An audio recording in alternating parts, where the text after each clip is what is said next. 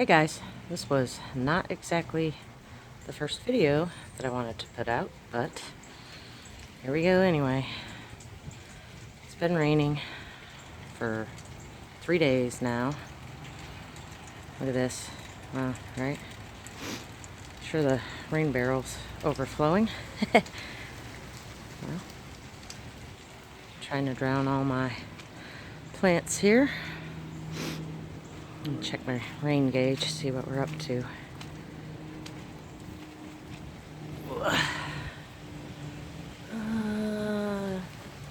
Over 5. It's pretty full. Might have to dump it and start again. Hubby just had to rush up to my father-in-law's house right up the street. His roof sprung a leak and the drywall in the garage started to cave in on his car. Good stuff, right? Yeah. Well, state of emergency in Missouri and some of the other states around here, but hopefully it'll stop soon. Right? Anyway. Alright, well, mud. That's about it. All I got for you. See you later.